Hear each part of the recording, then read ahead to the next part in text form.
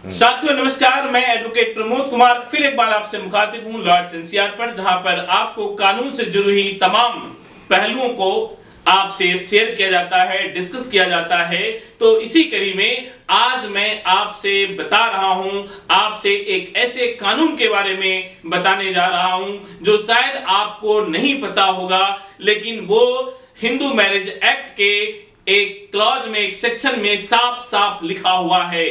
आप सभी ने आज तक यही सुना होगा कि जो म्यूचुअल डाइवोर्स है उसके लिए अलग अलग गाइडलाइंस समय समय पर सुप्रीम कोर्ट इशू करता रहा है।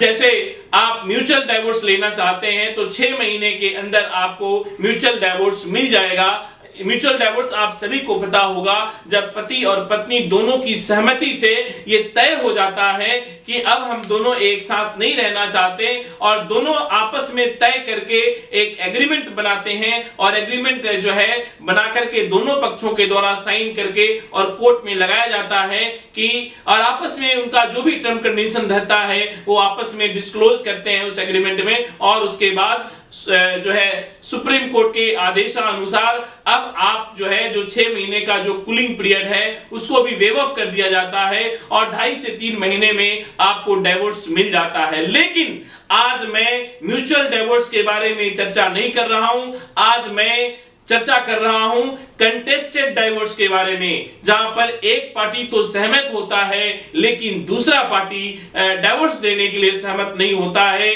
तो दोस्तों इस केस में भी एक सेक्शन में बताने जा रहा हूं, एक लॉज बताने जा रहा हूं, एक क्लॉज बताने जा रहा हूं हिंदू मैरिज एक्ट 1955 के ही, जिसमें लिखा हुआ है कि आप उस सेक्शन के तहत आप 6 महीने के अंदर आप डाइवोर्स ले सकते हैं और जो फैमिली कोर्ट होगा, फैमिली कोर्ट के जो जज साहब होंगे उनको नोटिस तामील करने से और आगे 6 महीने के अंदर ही उस केस का निपटारा करना पड़ेगा। या तो डाइवोर्स के लिए डिक्री ऑफ डिवोर्स ग्रांट करेंगे या जज साहब रिजेक्ट करेंगे, यानी मेरिट पर उसको डिसाइड करना पड़ेगा।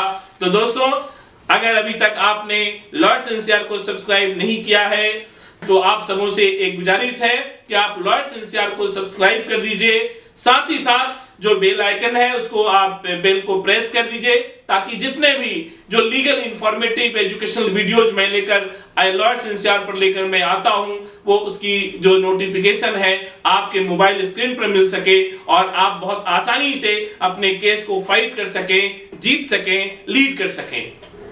तो दोस्तों आइए जानते हैं वो क्या है, कौन सा सेक्शन है, कौन सा क्लॉज है, कहां पर यह बात लिखा हुआ है। तो दोस्तों आप सभी नोट डाउन कर लें।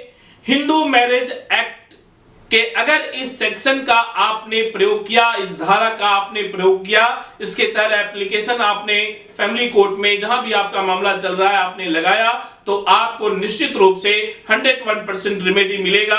आप नोट डाउन कर लें। हिंदू मैरिज एक्ट की 1955 के सेक्शन यानी धारा 21B में यह साफ साफ लिखा हुआ है कि अगर आप कोई कंटेस्ट डाइवोर्स का पिटीशन एप्लीकेशन मूव करते हैं कोर्ट में तो 6 महीने के अंदर जज साहब को अंतिम राय देनी होगी। 6 महीने के अंदर उसका निपटारा करना होगा, यानी 6 महीने के अंदर मेरिट पर डिसाइड करना पड़ेगा। और सब क्लॉज 2 में भी ये साफ साफ लिखा हुआ है कि जो सम्मन है, जो नोटिस है, नोटिस की तामील यानी सम्मन की तामील के 6 महीने यानी नोटिस जिस दिन तामील होगा उससे अगले 6 महीने के अंदर 6 महीने के अंदर फैमिली कोर्ट के जज साहब को final decree of divorce grant करना पड़ेगा या फिर मेरिट पर डिसाइड करना पड़ेगा। उसे रिजेक्ट करते हैं तो डिक्री ऑफ डिवोर्स, अगर उसे एक्सेप्ट करते हैं तो डिक्री ऑफ डिवोर्स मेरिट पर डिसाइड करेंगे और अगर नहीं बनता है ऐसा कोई तो वो आपको रिजेक्ट करेंगे। दोनों में कोई एक ऑप्शन उनको लेना पड़ेगा। इससे दोस्त होगा क्या कि आपका जो समय सीमा है, जो आप जो है वर्षों तक तारीख पर तारीख कोर्ट में जाते रहते हैं, आप बहुत ज्यादा हैरेस होते हैं, कोर्ट का चक्कर लगाते हैं तो कम समय में आपको डिग्री ऑफ डिवोर्स मिलेगा, या फिर आगे जाने का जो समय रास्ता है वो बहुत जल्दी खुलेगा और आप कम समय में अपने जीवन का अंतिम निर्णय ले सकेंगे और नए जीवन की शुरुआत कर सकेंगे। उम्मीद करता हूं आपको ये नई जानकारी, हालांकि आपके लिए जानकारी नहीं है, मेरे लिए नहीं है, तो ये जो जानकारी मैंने दिया ये आपको बहुत कम लोग बताएंगे।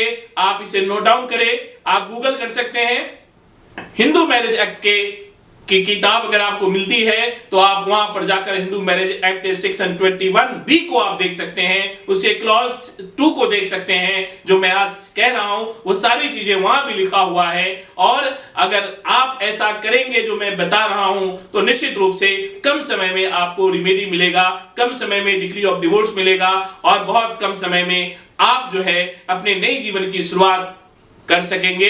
तो ये बहुत नई जानकारी थी। उम्मीद करता हूं आप सबों को बहुत अच्छा लगा होगा, और कैसा लगा ये आप खुद बताएं, कमेंट बॉक्स में लिखें। अगर आपका कोई सवाल है तो सवाल भी आप लिख सकते हैं, समय मिलते ही आपके सवाल का जवाब मिलेगा।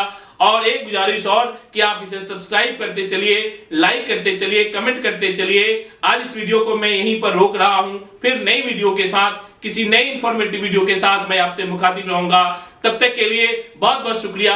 जय हिंद।